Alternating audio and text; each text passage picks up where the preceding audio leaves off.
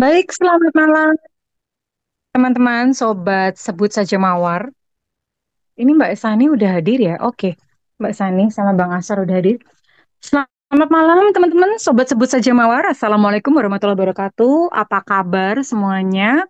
Semoga semua dalam kondisi baik-baik saja ya, sehat selalu. Malam hari ini kita akan melanjutkan ya masih transendensi dengan kisah Mbak Sani yang terakhir. Kali ini kita sapa dulu deh Mbak Sani. Halo, selamat malam. Assalamualaikum warahmatullahi wabarakatuh. Jelas nggak Mbak Ike suaranya? Jelas banget. Ah ya, aman-aman ya. Ini kayaknya udah ada tanda-tanda bagus nih kelihatan dari suaranya. Udah kenceng? Bukan pengaruh HX-nya berarti ya. Bukan dong. Selamat malam Bang Aswar. Assalamualaikum warahmatullahi Malam, wabarakatuh. Bang Aswar, coba cek suaranya Bang. cek suaranya.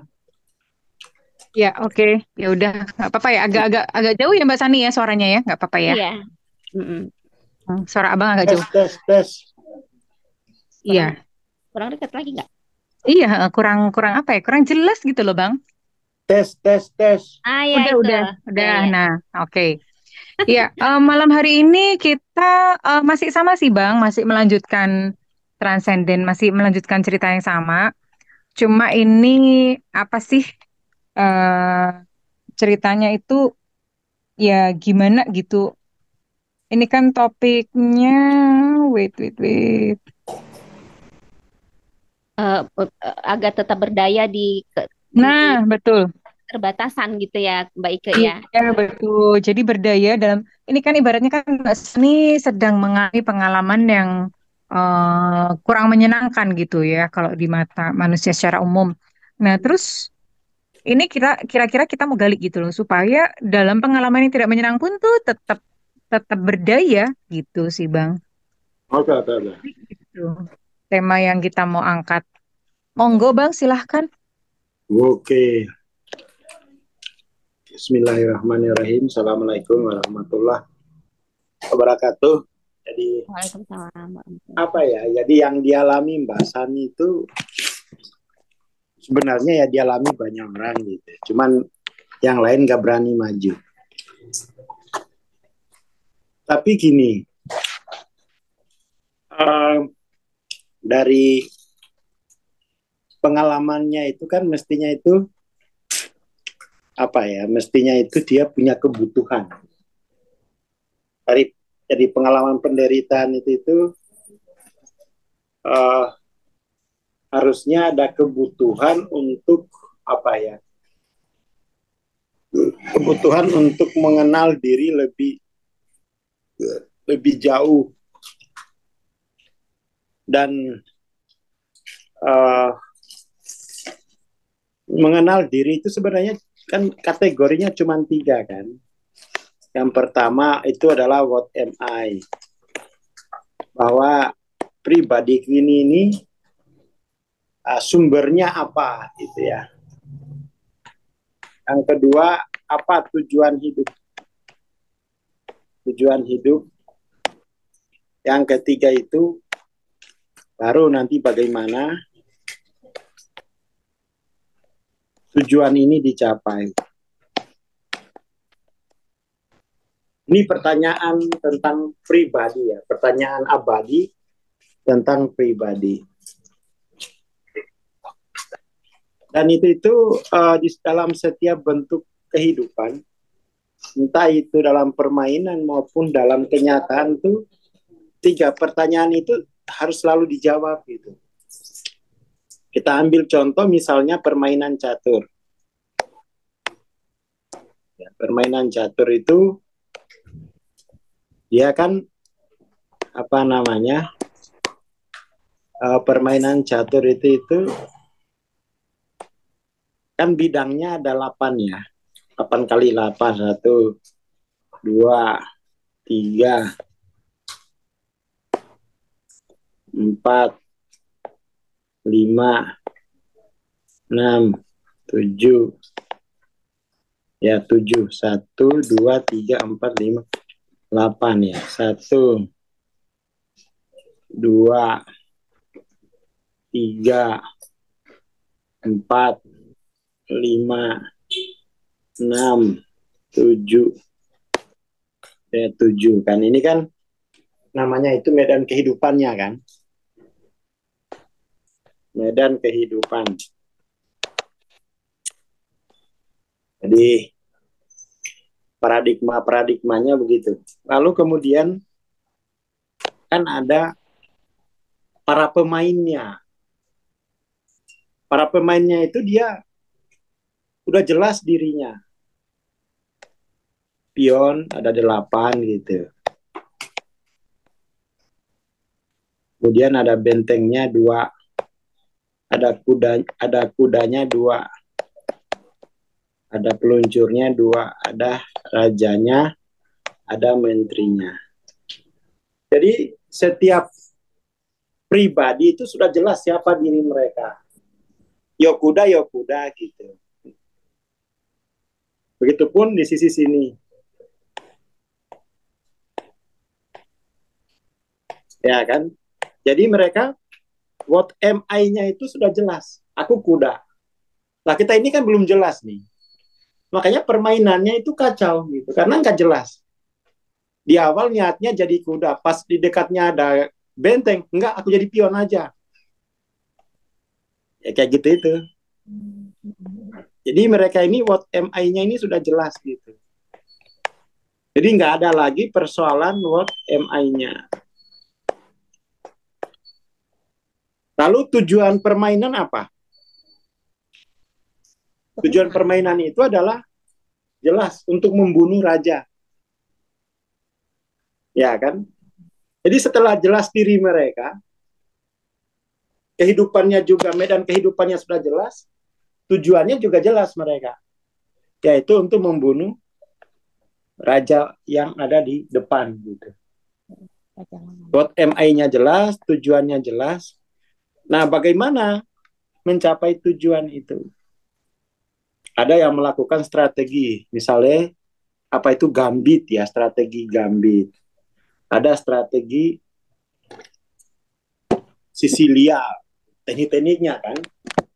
Tapi strategi itu kan hanya bisa dilakukan kalau sudah jelas siapa dirinya. Sudah jelas medan kehidupannya. Sudah jelas tujuannya, baru dikembangkan strategi. Kalau manusia kita itu enggak. Langsung belajar strategi. Tujuan hidup nggak jelas, diri tambah nggak jelas. Langsung belajar strategi. Akhirnya, sekalinya mentok, dia maju nggak bisa, mundur nggak bisa. Lalu bilang mikir carry, nggak bisa begitu.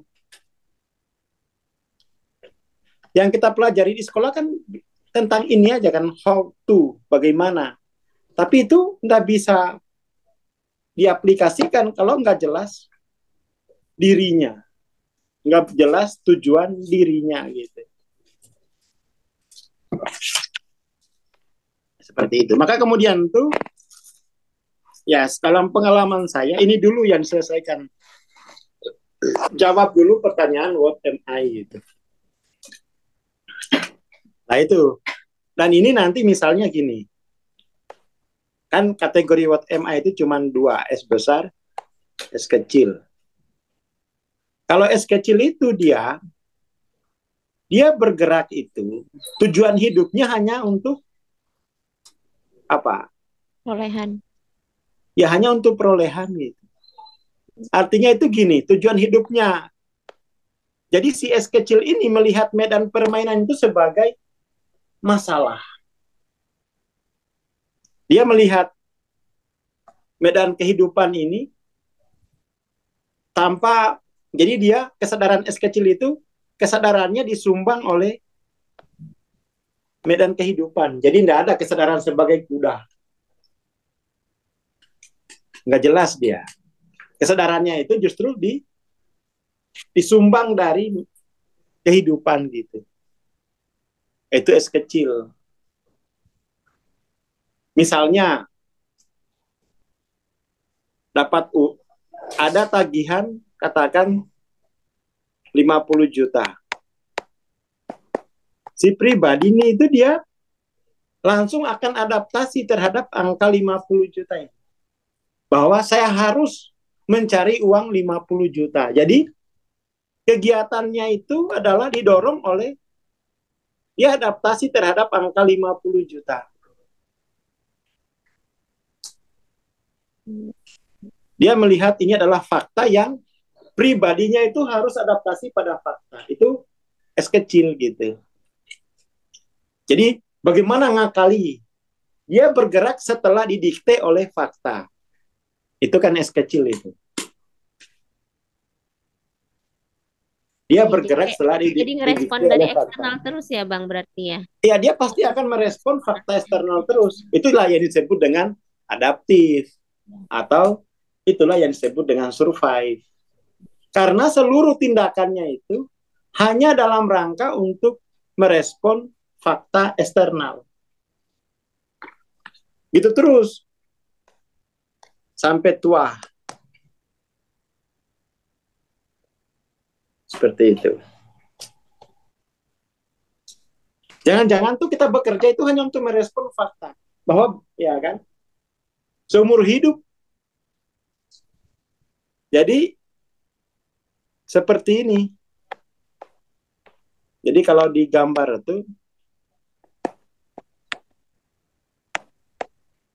dia begini. Wing, wing, wing. Dia begini kan. Dia terus-menerus merespon fakta eksternal. Jadi si pribadi ini tidak punya potensi apapun.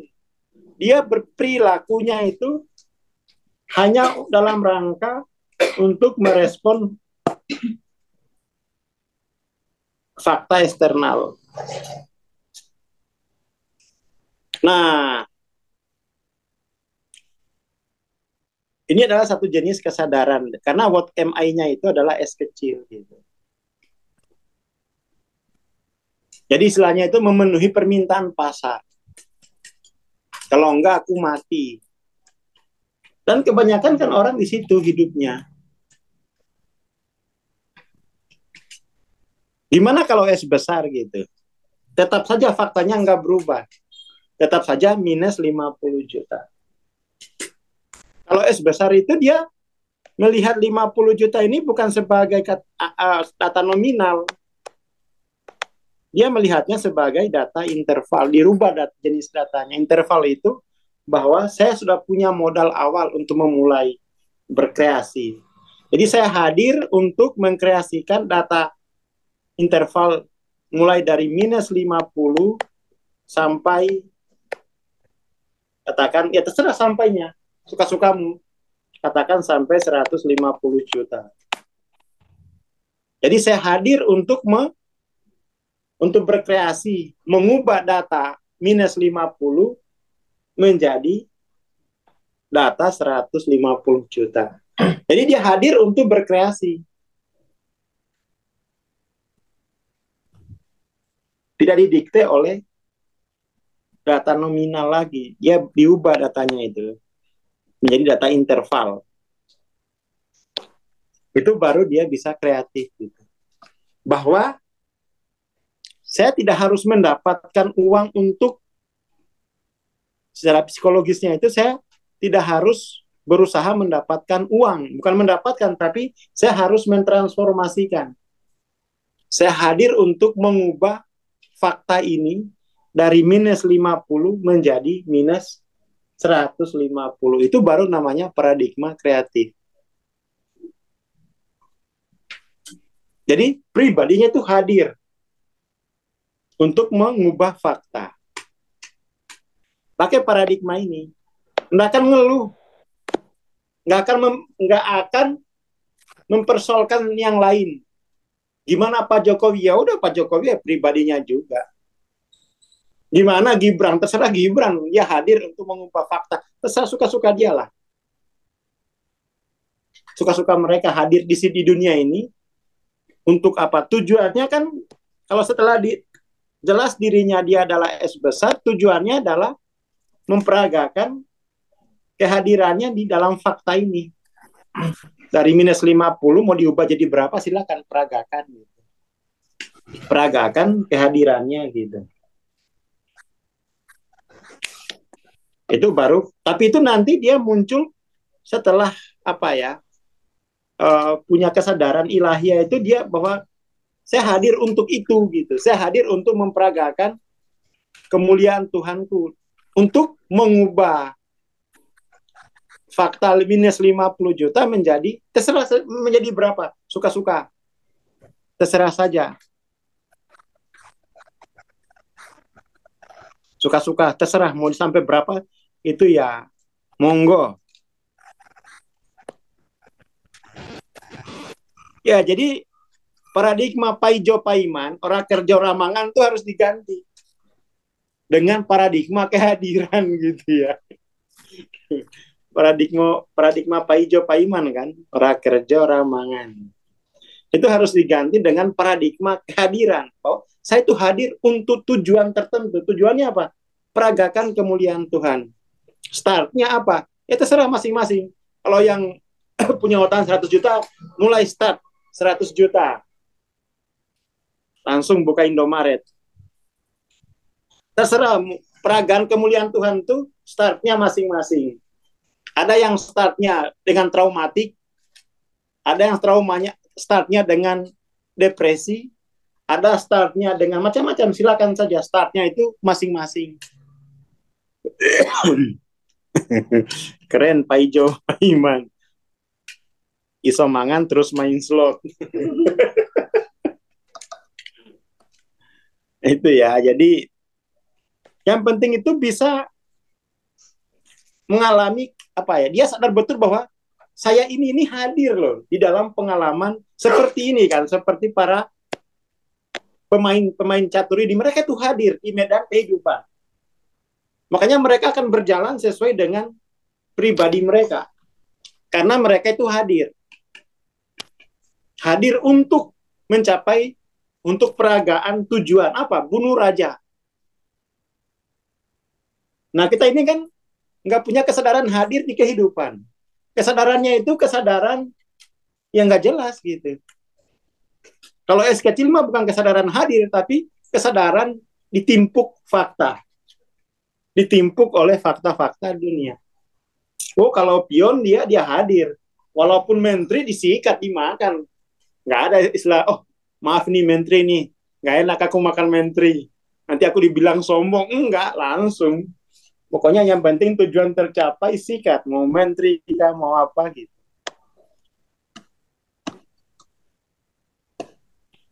Jadi gitu. Jadi pentingnya who am I itu, atau what am I itu adalah untuk mendefinisikan kamu itu hadir atau di sini itu terpenjara gitu. Kalau hadir, kamu merdeka. Sebagaimana halnya itu pion, dia hadir. Dia tidak minder dengan menteri. Pokoknya kalau ada kesempatan makan.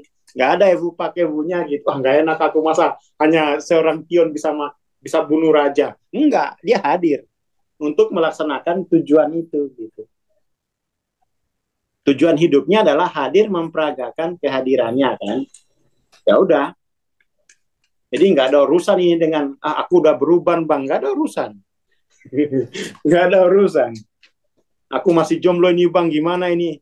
Aku nggak bisa jual diri aja belum laku, masa jual produk? Ya nggak bisa begitu. Nggak bisa begitu. Tertindih 5 anak, nah itu. Psikologi sebagai korban itu kecil itu kan. Coba kalau kuda punya psikologi sebagai korban, nggak mau aku dikorbankan ini. Ya enggak, dia jalan aja terus. Ya itu karena dia sudah mengerti siapa dirinya, tujuan hidupnya apa. Nah kita ini belum jelas siapa diri kita, terus tujuan hidup kita juga apa, masih didikte oleh fakta gitu. Jadi persoalannya itu di sini belum jelas. Belum jelas. Kita masih hadir masih mengidentifikasi pribadi sebagai korban. Nah itu punya kebutuhan, aku nggak mau merespon seluruh fakta kehidupan ini dari posisi korban. Nah, Mbak Sani itu harus punya kebutuhan itu gitu. Pokoknya malaikat siapa yang tukang tiup trompet itu? Pokoknya kalau Israfil sudah meniup, aku nggak mau jadi korban, terserah. Misalnya kayak sekarang itu, hati-hati Imam Mahdi mau turun-turun lah. Kita main petak umpet, nggak apa-apa. Nah, apa sih? Oh, takut-takutin. Dia pemain, aku pemain juga. Kenapa sih jadi korban? Kode pemainnya loh. Nah, kenapa gitu? Kalau mau turun, ayo sama-sama pemain. Aku tujuanku jelas, peragaan kemuliaannya, dia silakan aja gitu. Ini takutin Imam Ali langsung nangis, merasa korban. Ya, lengkok. Jual diri aja belum laku, apalagi jual produk. Oh, alam belum. Kalau jomblo itu ada bahasa munanya gitu. Ada nggak orang muna sini? Ayo orang muna, apa bahasa munanya jomblo?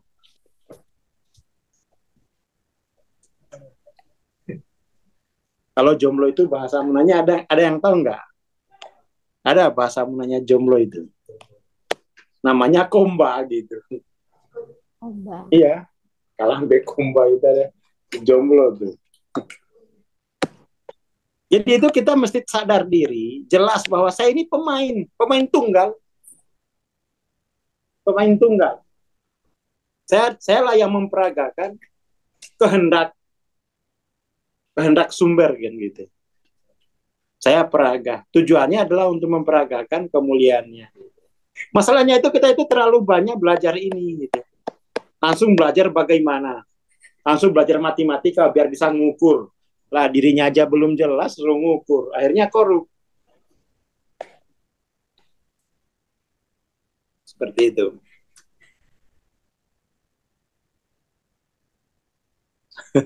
Kalau sudah komban, usah nekon dulu.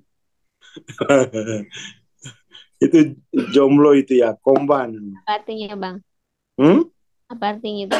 Kok apa kondu? Komba itu, kalau kondu itu ini kelapa yang sudah dimakan tupai isinya.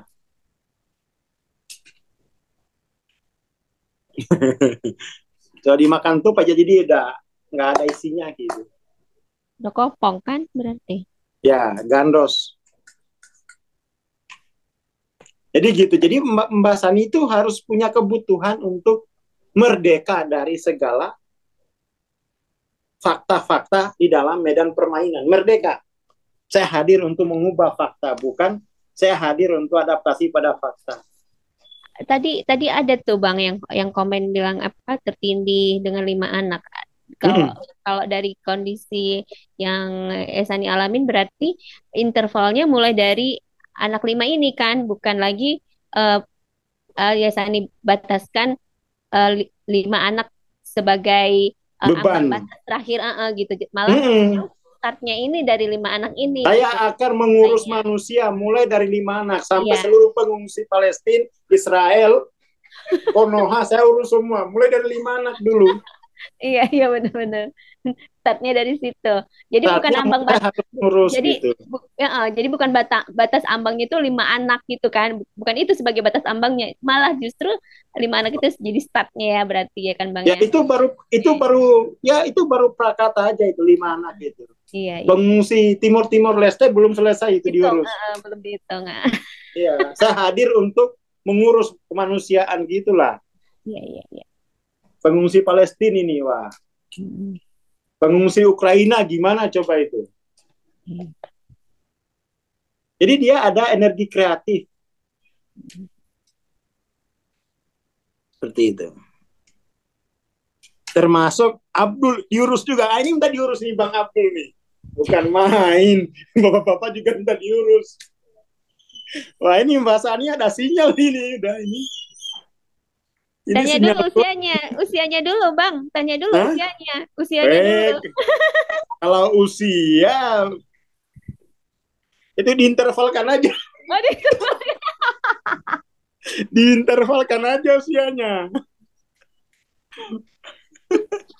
Masuk Bro Abdul.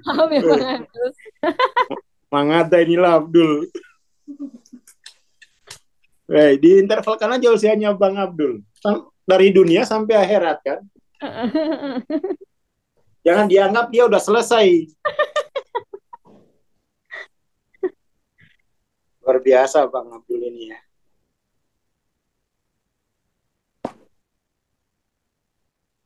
Ya, jadi itu kamu melihat itu kamu sedang training begitu. Disuruh energi kreatifmu menghadapi 5 anak gitu kan, 5 jiwa. Jadi kamu nggak akan melihat itu sebagai beban, tapi ini sebagai, kalau bahasanya Mas Edu, celeng. Kamu di challenge. Iya, di challenge. Kalau Mas Edu kalau bilang challenge kan celeng. Celeng. Nah, ini ada laporan itu, Bang Abdul masih muda. Oh, memperjelas dia. Iya, memperjelas. Silakan Bang Abdul. Nanti main di Cibinong.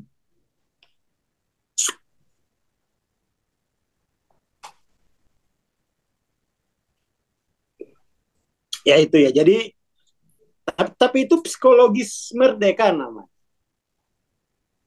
Psikologis merdeka itu hanya bisa kamu alami, kamu rasakan kalau kamu terhubung dengan sumber dari pribadimu gitu.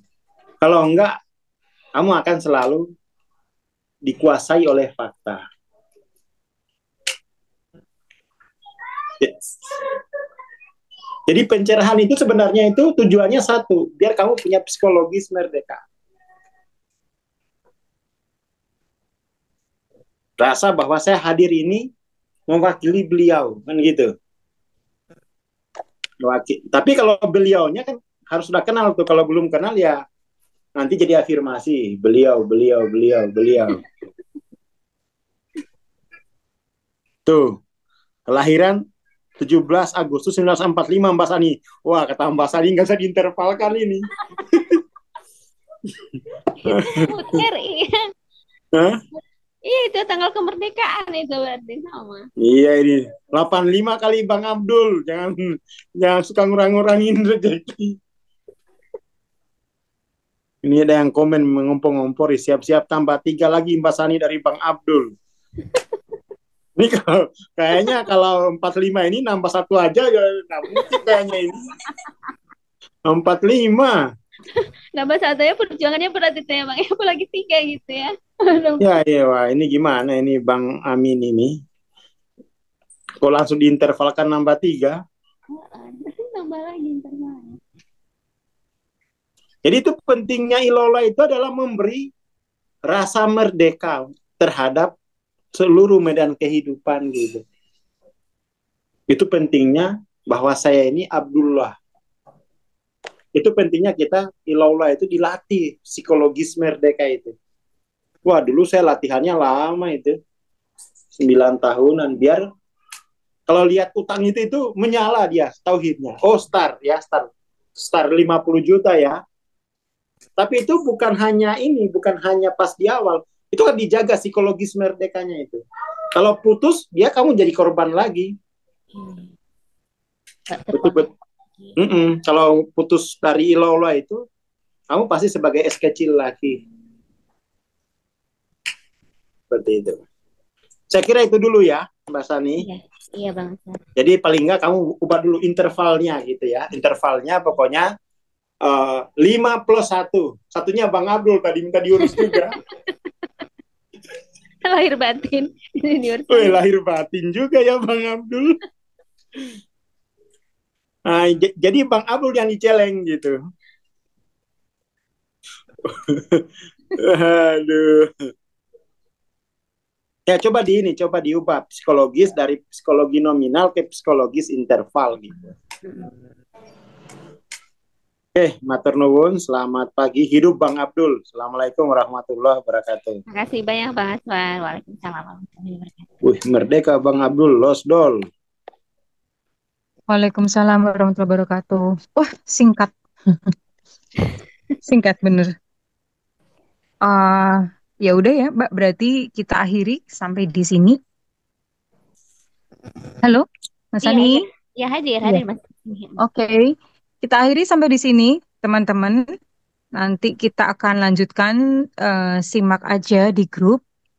kapan akan ada sesama selanjutnya. Terima kasih Bang Aswar, terima kasih Terima kasih semuanya. Kak Ike semuanya. Assalamualaikum warahmatullahi wabarakatuh. Selamat malam.